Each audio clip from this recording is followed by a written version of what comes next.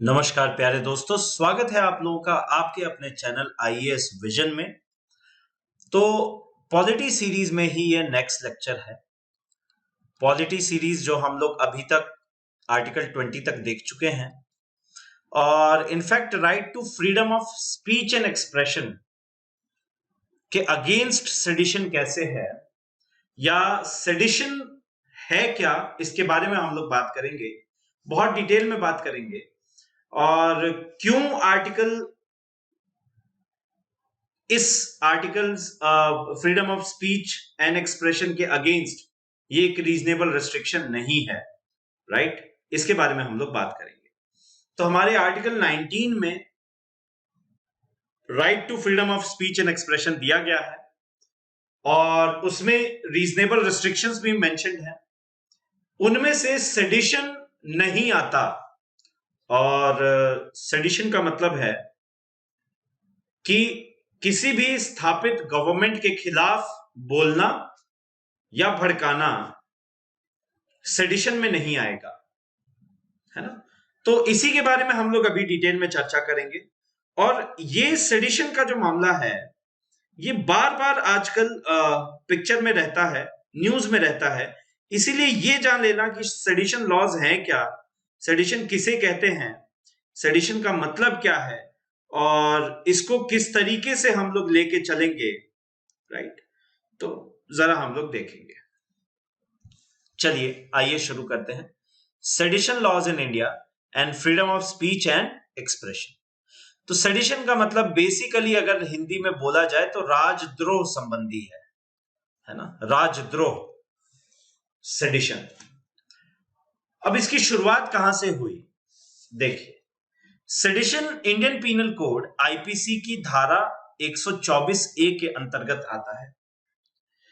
यह कहता है कि whosoever, कोई भी शब्दों से, चाहे वो बोले गए हो, लिखे गए या किसी ऐसे साइन से, कोई प्लेकार्ड्स लेके खड़े हो जाते हैं, साइन हो गया वो, और बाय विजिबल रिप्रेजेंटेशन या किसी भी ऐसे माध्यम से जिसे देखा जाए या कोई भी दूसरा तरीका, ब्रिंग्स और अटेम्प्ट्स टू ब्रिंग, लाता है या लाने की कोशिश कर रहा है, हेट्रेड, कंटेम्प्ट और एक्साइट्स और attempts to excite disaffection towards the government established by law in India shall be punished with imprisonment for life। अब यानी कि कहने का मतलब है, अगर गवर्नमेंट जो स्थापित की गई है लॉ द्वारा इंडिया में, भारत में, उसके अगेंस्ट कोई बोलता है और लोगों में, प्रजा में डिसअफेक्शन लाने की कोशिश करता है तो उसको पनिश किया जाएगा इम्प्रिजनमेंट फॉर लाइफ, आजीवन कारावास की सजा देके उसको पनिश किया जा सकता है। टू विच फाइन में भी एडेड, फाइन भी ऐड किया जा सकता है, या फिर इंप्रिजनमेंट को 3 साल और उसके साथ साथ फाइन ऐड करके दिया जा सकता है। तो मतलब कहने का मतलब है सेडिशन को फाइन दिया जा सकता, सेडिशन के ऊपर फाइन किया जा सकता है या फिर लाइफ इंप्रिजनमेंट हो सकती है, राइट? अब देखते हैं कि सेडिशन की थोड़ी सी हिस्ट्री हम लोग देखते हैं। देखिए, जो कॉलोनियल रूल था भारत में, कॉलोनियल रूल मतलब ब्रिटिशर्स ने जो रूल किया, देखिए 1857 का जो रिवॉल्ट हुआ वो बहुत ही एक गेम चेंजर था in the history of India. उस समय अगर कुछ बैकवाटर्स नहीं रहते, जिनके बारे में हम डिस्कशन कर चुके हैं अबॉलिशन ऑफ टाइटल्स में, आर्टिकल 18, तो अगर ये नहीं रहते, कुछ लोग भारत के होने के बावजूद अगर जाके उस तरफ नहीं मिलते, तो भारत को आजादी बहुत पहले मिल चुकी होती, है ना? और 1857 के टाइम पे ही मिल चुकी होती, ये बात सच्ची है। तो इसीलिए इस साल को, इस जो आजादी का प्रथम संग्राम था, जो संघर्ष था, the first revolt of struggle of independence, ये बहुत अहम था। और उस समय से ही ब्रिटिशर्स ने ये रियलाइज कर लिया कि जो इंडियन यूथ है, जो नेशनलिस्ट लीडर हैं, ये क्या कर रहे हैं, ये आम जन में जाके, प्रजा में जाके, भारतीयों में जाके, जो वहां की, जो उस समय की इंपीरियल कॉलोनियल रूल था क्वीन का, ब्रिटिशर्स का, इंग्लैंड का, उसके खिलाफ लोगों को जागृत कर रहे हैं, भड़का नहीं रहे। भड़काना नहीं कह सकते ना, अपने हक के प्रति अगर आप किसी को कहते हैं कि अपना हक लीजिए, उठिए, लड़िए और उस गुलामी की जंजीर को तोड़ डालिए, तो ये भड़काना नहीं कहलाएगा। लेकिन ब्रिटिशर्स के लिए भड़काना था, ब्रिटिशर्स इसे भड़काना मानते थे। तब 1870 के आसपास ये सेडिशन लॉ भारत में लाया गया, जो हमने आईपीसी की धारा 124A में इंक्लूड किया है। अभी धीरे धीरे और क्लियर होगा ये। तो ये तब से चला आ रहा है। इनफैक्ट इंटरेस्टिंग केस एक बताया जाए, बाल गंगाधर तिलक। गंगाधर तिलक बहुत ही ज्यादा सुप्रसिद्ध हमारे फ्रीडम फाइटर रहे और इनको सेडिशन चार्ज में इनको जेल किया गया। और जो प्रोसिक्यूशन था उस समय का, ज्यूरी के सामने, जज के सामने ये प्रूव कर पाने में अक्षम रहा, प्रूव नहीं कर पाया कि इन्होंने कोई डिसअफेक्शन क्रिएट किया है। यहां देखिए, डिसअफेक्शन शब्द को बोल्ड में लिखा गया है। डिसअफेक्शन का मतलब क्या है कि जो उस समय की कॉलोनियल रूल था, ब्रिटिशर्स थे, क्वीन थी, जो ब्रिटिश राज था, उसके खिलाफ लोगों के मन में अविश्वास पैदा करना, या हम यूं कहें लोगों के मन में एक तरीके से घृणा का भाव पैदा करना, डिसअफेक्शन। तो ये बाल गंगाधर तिलक के ऊपर ये चार्जेस लगे थे, सेडिशन चार्जेस। इन्होंने, और कोर्ट में जो प्रोसिक्यूशन था वो इस चीज को क्या कहते हैं उसे, प्रूव कर पाने में सक्षम नहीं था। फिर भी इन्हें बुक किया गया। ज्यूरी ने कहा कि यस, आपने डिसअफेक्शन कॉज नहीं किया, लेकिन ये लैक ऑफ अफेक्शन है। आप डिसअफेक्शन नहीं क्रिएट कर रहे, लेकिन आप अफेक्शन भी पैदा नहीं कर रहे, इसीलिए आपको सेडिशन चार्जेस में बुक किया गया और आपको 6 साल की जेल हुई। तो ये भी एक इंसिडेंस ऐसा निकल के आता है इतिहास में, जहां ये पता चलता है कि ब्रिटिशर्स को एक बहाना चाहिए होता था और उसके बाद तो फिर हम सही है। वैसे ही गांधी जी के ऊपर भी सेडिशन चार्जेस लगे, हालांकि उन्होंने एक्सेप्ट किया कि यस, भारतीयों के हित के लिए और सर्व भलाई के लिए मैं ये एक्सेप्ट करता हूं कि मैंने मैंने डिसअफेक्शन क्रिएट किया है, भारतीयों के मन में पैदा किया है। तो ये था सेडिशन के 2 क्लासिक एग्जाम्पल, जो कि कॉलोनियल रूल से ही चलते चले आ रहे थे। अब सुप्रीम कोर्ट ये कहता है, सुप्रीम कोर्ट के पास बार बार ये मामला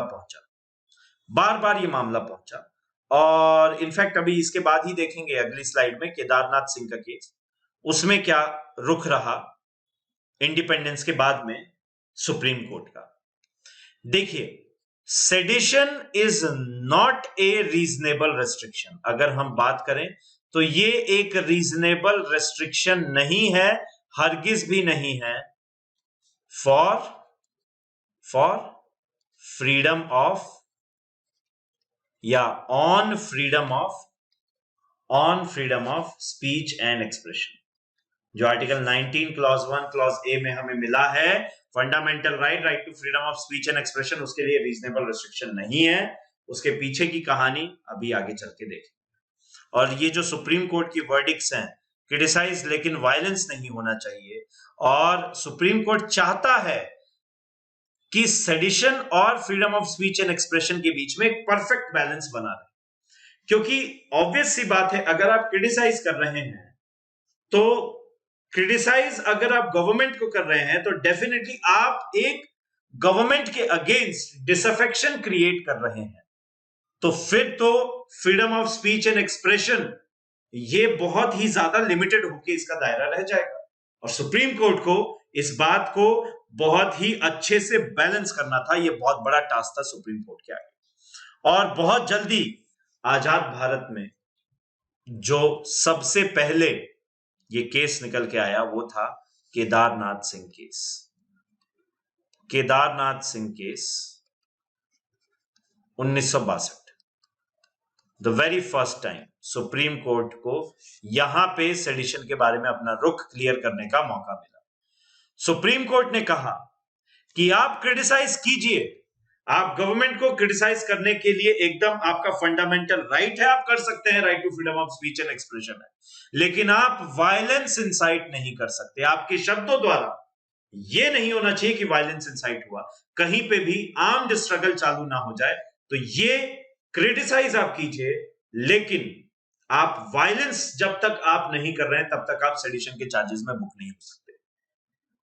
तो सुप्रीम कोर्ट ने वहीं पे 1962 में ही इसको क्लियर कर दिया है कि आप क्रिटिसाइज कर सकते हैं, आप पब्लिश कर सकते हैं, आप बोल सकते हैं, आप शब्दों द्वारा कीजिए, बोल के कीजिए, लिख के कीजिए, चित्र बना के कीजिए, लेकिन आपके इस क्रिटिसिज्म से, आपके इस एनालिसिस ऑफ द गवर्नमेंट से कहीं वायलेंस नहीं होना चाहिए। अगर इसकी वजह से वायलेंस हुआ तो आपको सेडिशन में बुक किया जाएगा, वरना it is your freedom of speech and expression. तो इस तरीके से सुप्रीम कोर्ट ने एक हार्मनी, परफेक्ट बैलेंस बनाया between sedition and freedom of speech and expression. और अगर बात करें ऑपरेशन ब्लू स्टार की, तो ऑपरेशन ब्लू स्टार एक बहुत ही, हम यूं कहें कि हमारे भारत के पन्नों में एक काला इतिहास, काला दिन इतिहास में, क्योंकि इसके पीछे जो कारण था वो भी गलत था, इसके होने का कारण भी गलत था, और ये हुआ वो भी गलत था। तो ऑपरेशन ब्लू स्टार में हुआ यूं कि इंडियन आर्म्ड फोर्सेस को, इंडियन आर्मी को ना चाहते हुए भी, चूंकि उस समय के टेररिस्ट ने, उस समय के खालिस्तानी मूवमेंट के लोगों ने शरण ली थी गोल्डन टेम्पल ऑफ अमृतसर में, जो कि एक बहुत सेक्रेड टेम्पल है फॉर द सिख कम्युनिटी, और वहां जाके वो छुप गए थे और हथियार भी इन्होंने रखे थे। तो इंडियन आर्मी को इनको फ्लश आउट करने के लिए ऐसा करना पड़ा। That is operation blue star. Operation blue star की वजह से ही Shrimati Indira Gandhi, the then PM, उनको उसकी कीमत अपनी जान से देनी पड़ी थी। और उसके बाद उसी दौरान नारे भी बहुत लगे थे, खालिस्तान खालिस्तान, राज होगा खालसा का, राज करेगा खालिस्तान। तो ये नारे कुछ लगे थे, और यही मामला पहुंचा कहां पे? Balwant Singh versus state of Punjab, supreme court में 1995 में इसका डिसीजन आया। और इसमें सुप्रीम कोर्ट ने क्या कहा वो बहुत ही ब्यूटीफुल है, कि भले ही कितने भी रिपेलिंग मतलब कि आपको जिनसे घृणा हो वैसे स्लोगन्स हो, स्लोगन्स दिए जा सकते हैं, स्लोगन्स इंसाइट किए जा सकते हैं, स्लोगन्स बोले जा सकते हैं, भले ही वो राष्ट्र के अगेंस्ट हो, लेकिन बोल सकते हो। लेकिन उससे अगर वायलेंस हुआ तो सेडिशन में आप बुक किए जाएंगे। उससे वायलेंस नहीं होना चाहिए। आपके स्लोगन से अगर वायलेंस इंसाइट होता है, देन आपके ऊपर सेडिशन के चार्जेस लगेंगे। This is a seditious act, right?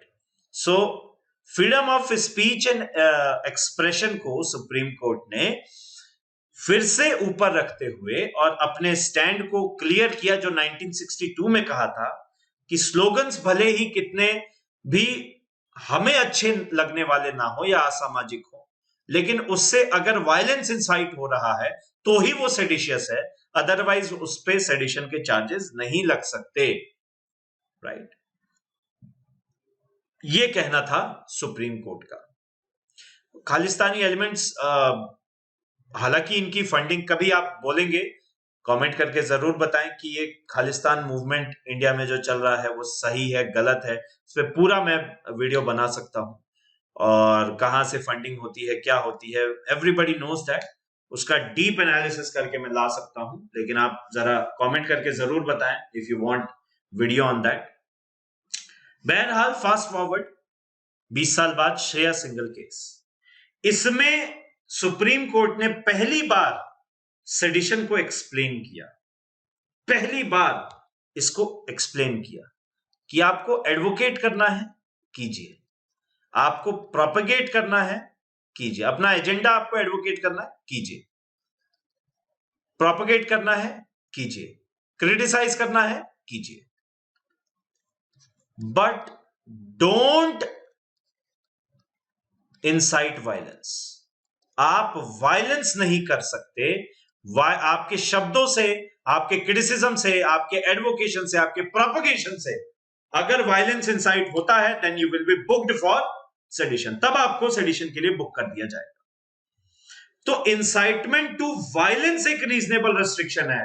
ये जो हमने देखा था आर्टिकल 19 में एक रीजनेबल रेस्ट्रिक्शन हमने देखा था, है ना। और आर्टिकल 19 का जो रीजनेबल रेस्ट्रिक्शन था freedom of speech and expression के against incitement to an offence, जिसे 1951 में ऐड किया था, वीडियो बनाया हुआ है और वो आप जाके देख सकते हैं, है ना। उसमें था state of Bihar versus Shailbala Devi.